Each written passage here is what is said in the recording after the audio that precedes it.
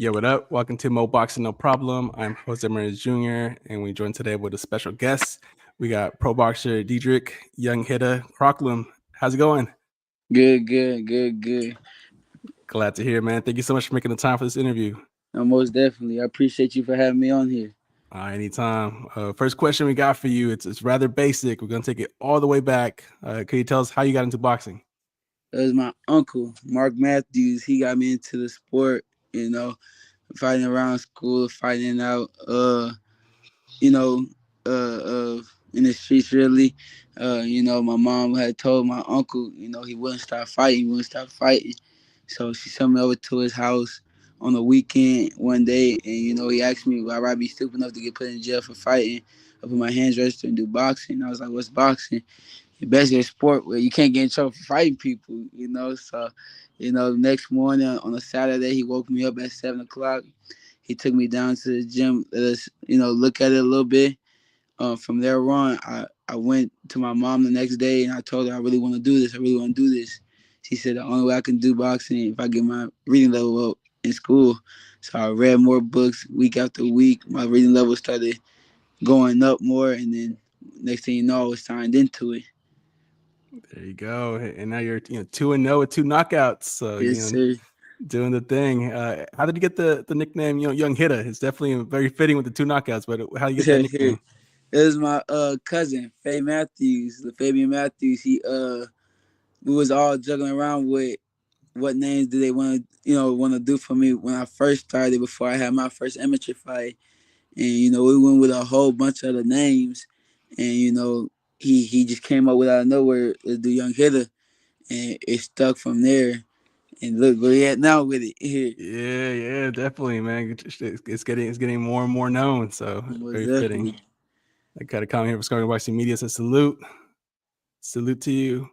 And speaking of names, Dedrick, I saw your amateur background. Your record, very very impressive record, and a lot of names on there that are now pro, and similarly are undefeated with the high knockout rate.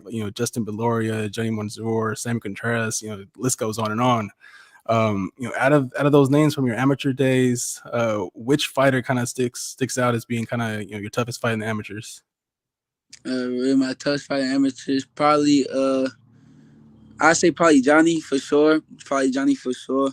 Even though we got the victory over him, he's a crafty, long guy from the outside. He know how to play distance real well. But we cut it short, and we made the job do what it do. But he probably my toughest opponent for sure. Absolutely, yeah. Not many can say they got the victory over you. Very very little, very little. Fast forward now to the pros. You're signed with Top Rank. How did that deal come to be, and were you considering any other offers? That deal came into play by I actually came from Canada, from fighting in Canada to one of Shakur's camp to come sparring for the De Los Santos fight. Um, I was in that camp during that time, and I guess Jay Prince had caught an eye on me, and he's been watching me for a long time, and we I went through the trials, did that thing, won gold there, and then within like I think a couple more months fought internationally, and he just kept asking me, when the time's gonna be, when the time's gonna be. Told him when I'm ready, I'll be ready for sure right after, the Olympics is over with.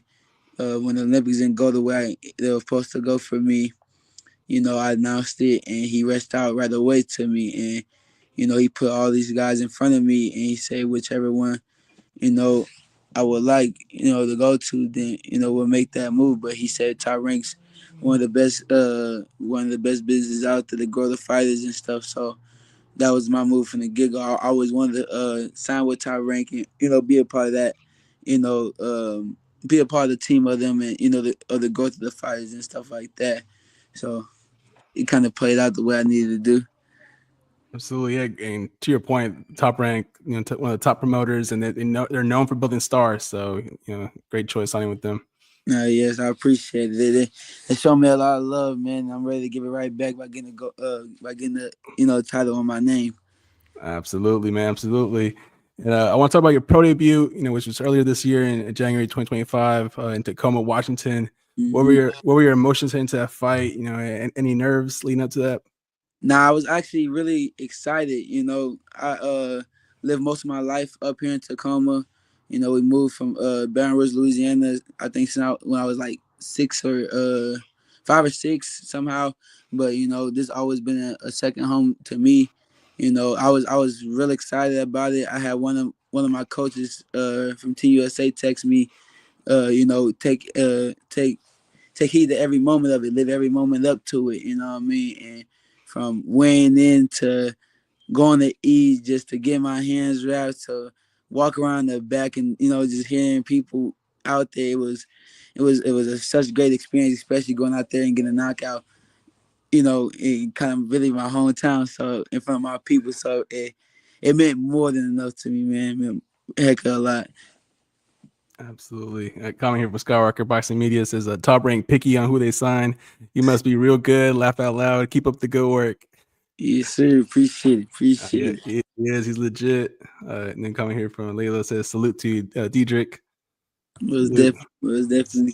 Salute. And, you're going to be back in Tacoma. So you're building that fan base out there. Next fight scheduled on June 14th. Yes, sir. Can you tell us how training camp's going for that fight? And is there kind of anything new you're working on compared to your other camps?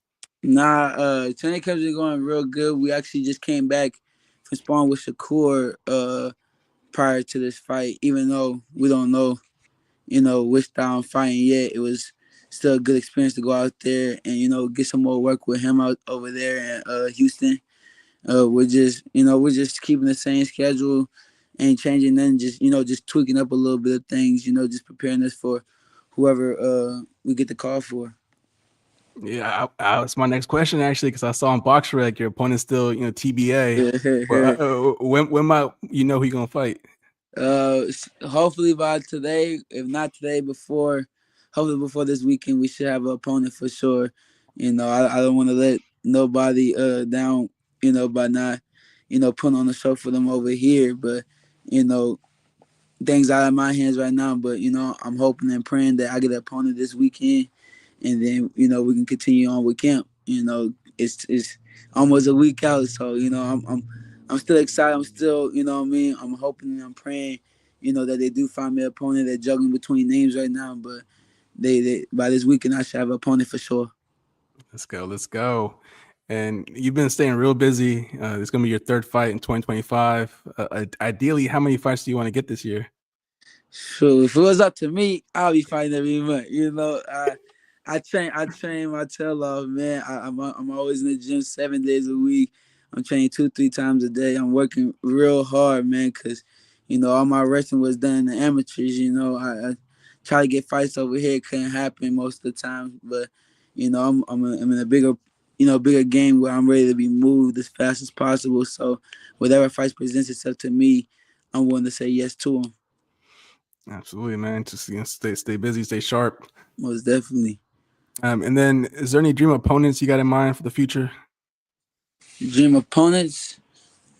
Ride my dome. Most of the people, I fought in the amateurs. I see those are big fights. Like you said, Johnny Mansour, Sam Contreras, Rashawn Lee, all these other guys. You know, those are dream fights. But looking beyond that, anybody at the 130 division, I'm willing to fight. I'm ready to fight. When the time presents itself, right. I'm just ready to go, man. At one point, when the opportunity shows itself, I'm saying yes right away to it. Most definitely. Spoken like a true fighter right there. And then, as far as dream venues, what would you like to headline one day? I want to headline back at home in Baton Rouge, Louisiana, and headline over here at the Tacoma Dome over here. But if I'm speaking big, I want to go to NYC for sure. Oh yeah, got to the Mecca Yeah, of that's boxing. cover. We got a comment here from Kara says, "Yo, sup Mo? Salute Dedrick from Albany, New York. Much appreciated. Salute. Who's been the hardest puncher you've been in the ring with, either in sparring or in a pro fight?" Hardest puncher I've been in the ring with is Jose Raul Valenzuela. I saw him at the age of 16. And when I first, I think it was like 2021, when I first ever went to Benavidez camp, went over there to spar with him. And he gave me a good left hand to the chin, But, I ate it, like a true champion, fought it off. But, That's one of the hardest punches in sparring. Fight wise, probably Rashawn Lee for sure. Uh, probably those are the main two right now, though. Absolutely. You probably feel like, man, I know what they call you Rayo now. Yeah, no, for sure. That boy got some sting on him, man. But All right, I think we probably got a call coming in. We lost him for a bit. Let's see. Yo, you can you hear us? Oh, ooh, snap! all good. Can you hear me now? Oh no, you can hear me still? Yeah, I can hear you still. Can you hear me or no? I don't know what happened. Let's see. Oh no, No, yes. there it is. There it is. I can hear you now. Oh, you hear me now? Oh, cool, cool. Yeah. All I good, don't know what Dedrick. happened right there. I thought maybe you got like a text message or a call come in and kind of interrupted it. Yeah, I think that's what it was, man. I don't know. I'm back now. I'm back All now. good. You back. You back. We got Skywalker here with a question. He wants to know your favorite fighter from past and present. Favorite fighters: Roy Jones Jr., present time, Javante Davis, Shakur Stevenson, Terrence Crawford. Most of them guys, I watch them day in and day out, probably on and off on a day-to-day basis, but Roy Jones Jr. is my top fighter right now for sure. Oh, for sure. And then another question here: who do you think is the most skilled between 126 and 130 besides yourself? I'll say Raymond Ford. I, Very I, forward. I liked him. I like him for sure. I've been watching Raymond Ford since I was a little kid in the amateurs, and watching him make his pro debut on the zone and stuff. And I watched him all the way up. He's nice. He knows distance really well. Got a good jab on him and throws in good combinations. I like him really well for sure. Yep, absolutely. And what do you like doing outside of boxing? What are some of your interests and hobbies? Oh man, I really can't say for real, man. I'm a homebody if I ain't I'm not in the gym. I ain't got that many people I be hanging around with or doing things with. If I do decide to go out, it's probably like I'll probably go to the movies or my boys hit me up and be like, let's go play some ball or whatever. But anything else, I'm always in the gym. Nothing wrong with that. I like that. And then when it's all said and done, how you like to be remembered in the sport of boxing. I want to be remembered as one of the greatest for real. I'm not just fighting for the money of the sport. I'm fighting for a legacy. I'm chasing, a dream and pushing past the records I can push past at one point. Told my coach I wanna at least conquer every division, try to at least unify or go undisputed in every division I can and continue to move up from there. But I want everybody to remember that I'm one of the greatest and you know that I fought whoever they put in front of me for dang sure. I'm not ducking or dodging nobody. I'm ready to fight whoever, whenever, whenever the time's right. I'm ready for it though.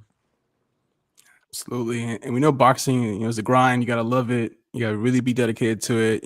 We saw, I think it was a fighter from the UK that just retired after one pro fight because, he didn't have the passion for it anymore. So he's like, this, I don't want to kind of do any injustice to boxing. So I'm just going to retire now Man. because, he doesn't like it anymore. But what would be the best piece of advice you would give, someone who's thinking about, going pro and making a career out of boxing?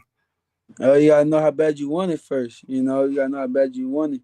You can't just be in this game, playing around because everybody put their life on the line. They bust their tail off each and every day in the ring. You know what I mean? You gotta know the game of boxing before even trying to step the foot up in there. You know what I mean? You're going in there with killers, man.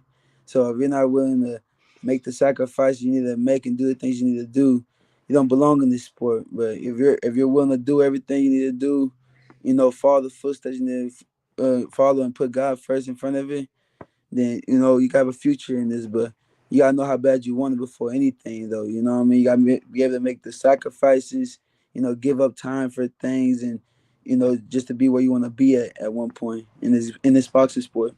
Yeah, no, absolutely. Great advice. Final question we got for you. It's not really a question now. It's just kind of opening up the floor to you. What's the message you want to send to your fans and supporters? Now, I appreciate all the love and support from you guys.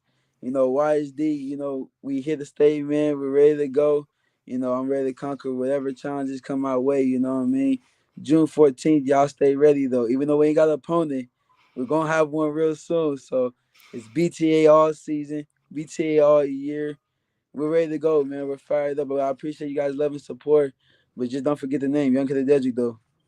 Don't forget it, and give him a follow on IG. There's his handle kind of scrolling right there. Any other socials you kind of keep up with Yeah, that they should follow you at? you can follow me on Facebook at Dedrick Crocklem. Uh, on IG at young underscore hitter underscore Dedrick. I don't really be on every platform, but mainly I be on Instagram a lot. But follow me on there though. I'm a humble kid. I reach back out to people that show love to me. So He's on YouTube too. I found you on YouTube. There's that oh yeah, highlight. you follow my YouTube channel too.